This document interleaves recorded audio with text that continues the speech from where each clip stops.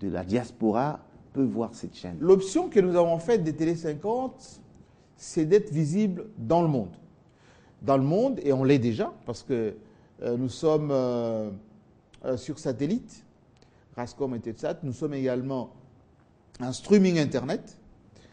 Nous sommes en hertzien, ici à Kinshasa et dans beaucoup de villes autour de Kinshasa. Nous sommes satellite, c'est-à-dire on reprend, comme on est free on air, on nous reprend librement le signal. Et les gens ont constitué ce qu'on appelle des bouquets à travers le pays. Nous sommes clairs à Lubumbashi, nous sommes clairs à Kinshasa, nous sommes clairs à l'est de la République, en Angola, un peu partout. Et ce que nous avons également développé, c'est l'application Internet. Aujourd'hui, sur les smartphones ou bien les autres appareils, il suffit de télécharger notre logiciel, enfin notre application, et vous avez Télé 50 en direct. Donc, la plupart de nos téléspectateurs qui nous suivent à travers le monde, soit c'est via l'un de ces réseaux, et nous sommes en train de développer suffisamment pour que et la radio et la télévision soient dans le même réseau pour être visibles. Parce que l'objectif pour nous, c'est d'abord de vendre l'image de notre pays positivement, c'est pour ça qu'on dit simplement congolais, mais aussi d'être le média leader en Afrique centrale, c'est déjà le cas en termes d'information. On veut l'être en Afrique parce qu'il faut équilibrer entre le nord et le sud. Cette colonisation médiatique que nous avons vécue, vous et moi, en Occident, on a toujours un peu un point de vue qui nous tombe dessus, que ce soit via les radios, les télévisions étrangères. Et c'est un peu une culture de résistance que nous avons, nous, ici au Congo. Oui, alors qu'est-ce qui distingue Télé 50 des 50 autres chaînes? Vous avez dit une cinquantaine de chaînes. Qu'est-ce qui vous distingue? Qu'est-ce qui fait la marque de Télé 50? Ben, c'est un peu l'exigence. On veut se coller aux normes télévisuelles. On veut être un média broadcast. Mais c'est aussi l'amour d'abord du Congo. Nous, on a pris le manteau du Congo. On défend l'image de ces pays, de ces institutions.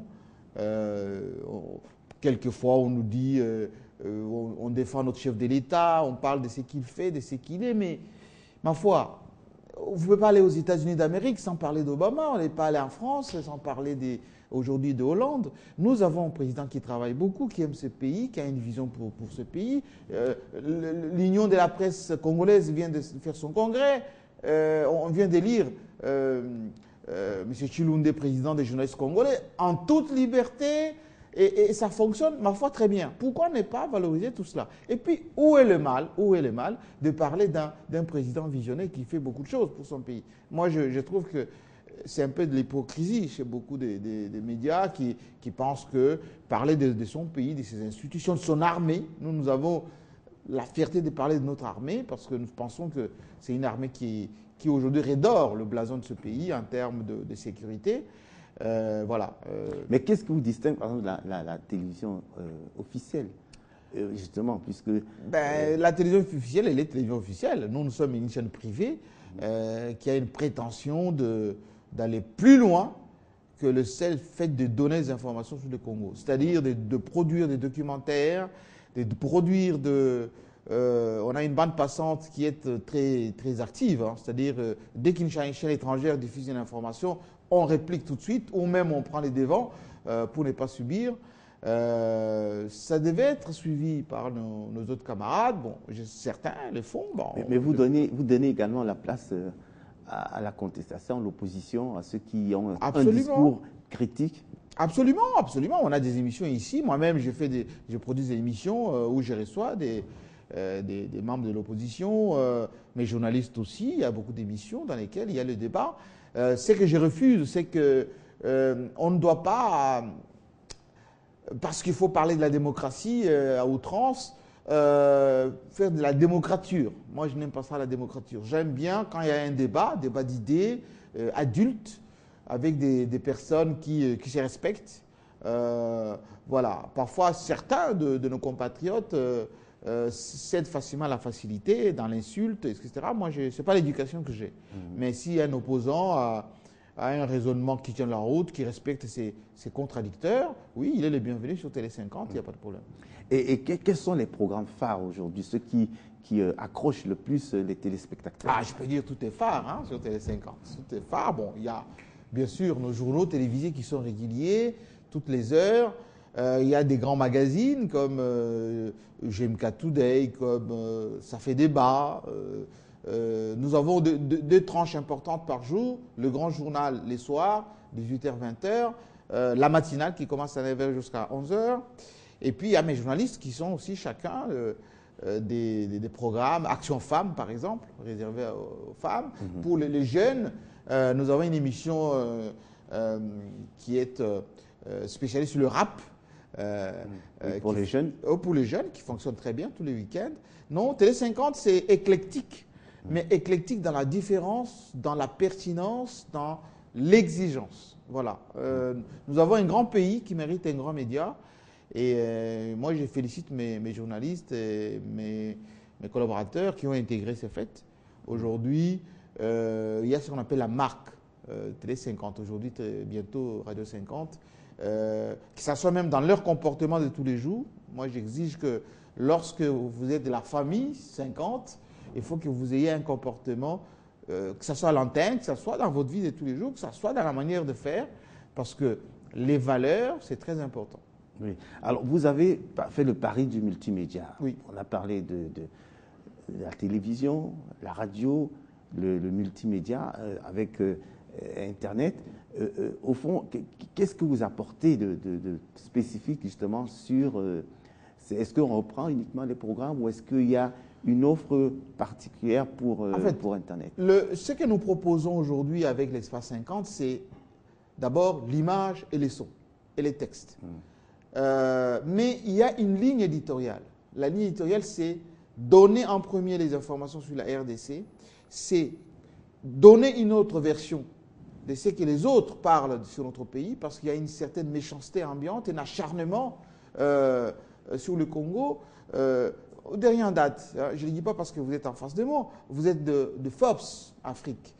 Il y a une espèce de rumeur, un peu, je dirais, la quinoise, qui a dit, circulé, les chefs de l'État auraient 15 milliards de dollars, et c'est écrit dans Soft. Vous êtes en face de moi, ça n'a jamais été le cas.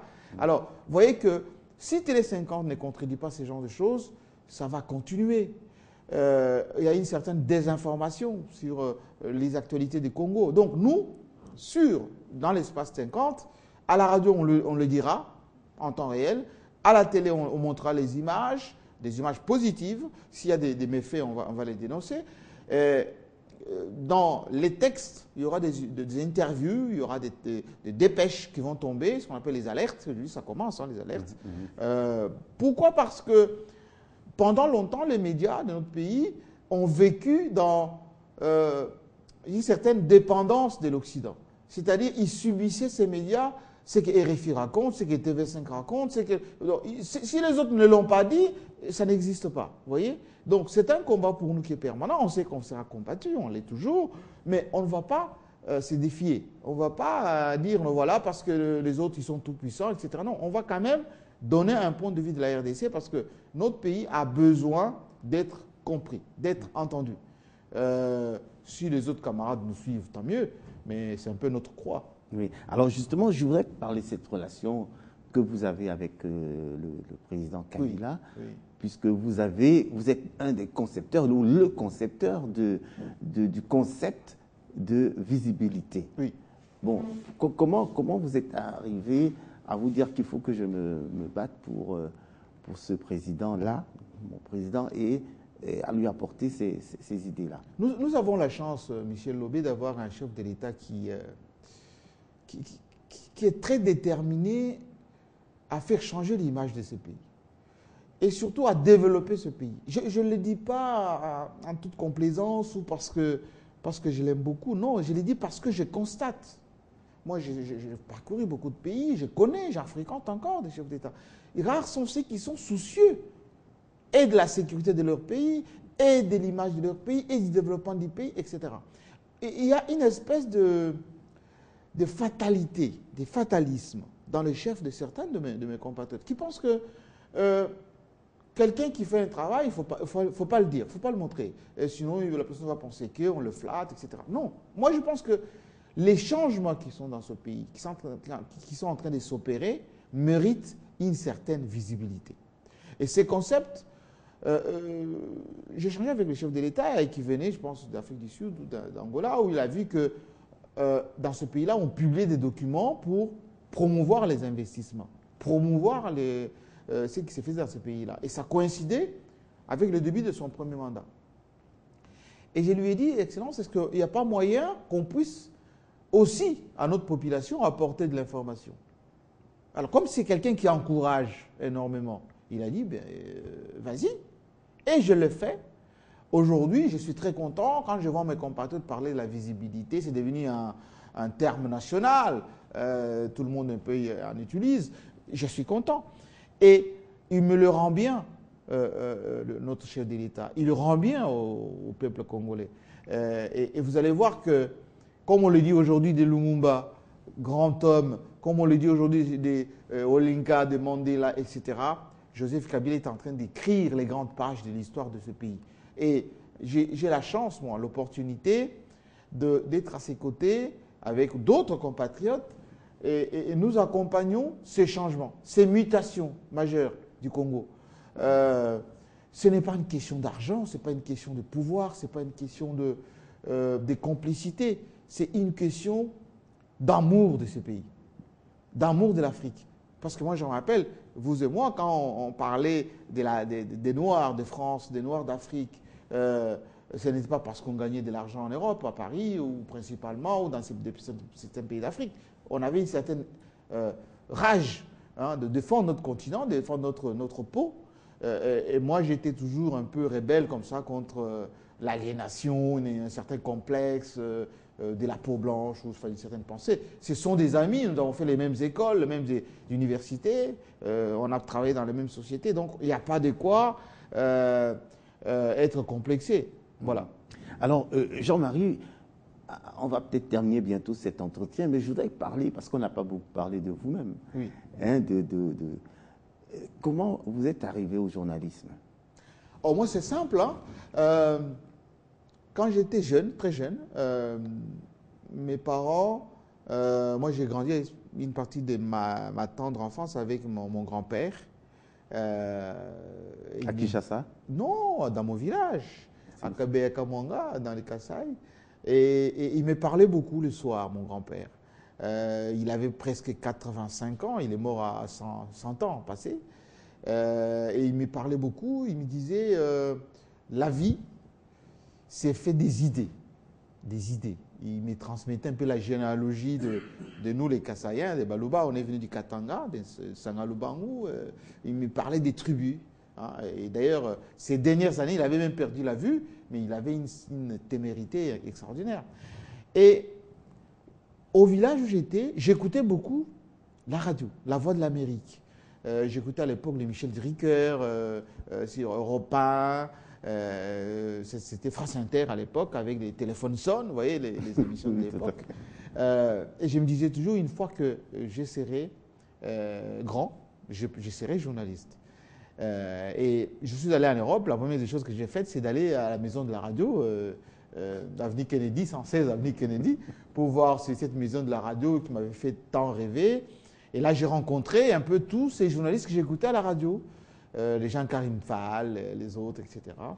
Et ma foi, j'ai fait les études de finance, hein, vous rappelez? Quand c'est rencontré. Voilà, j'ai travaillé à Schlumberger, Société Générale, etc. Mais parallèlement, je faisais de la communication, que ça soit écrite, à la radio, etc. Voilà. Et je me souviens, un souvenir que je peux raconter, c'est que la première fois, on était face à face, mais dans une radio FM, où vous animiez un programme et vous m'aviez invité. Absolument. Aujourd'hui, c'est moi qui vous reçois sur votre chaîne. Absolument. Michel Lobé-Ouané, grand journaliste. Voilà. Et ça ne m'étonne pas que vous soyez aujourd'hui à Forbes Afrique, rédacteur en chef. Et je salue d'ailleurs Gaston Kalman, qui est un grand écrivain, pertinent d'ailleurs, qui travaille à vos côtés, qui est même d'ailleurs aujourd'hui en visite chez nous à Télé 50. Voilà. L'Afrique a fait des grands esprits et ne pense que notre génération est en train d'écrire aussi les grandes pages, les Cheikh Anta Diop, les Modibo Keïta, les Kwame Nkrumah, tous ces gens-là avaient nos âges, hein, enfin notre âge, lorsqu'ils faisaient rayonner le continent africain, les années des 60, indépendance. Les Houphouët-Boigny, ils n'avaient pas 50 ans lorsqu'ils étaient chefs d'État. Donc, voilà.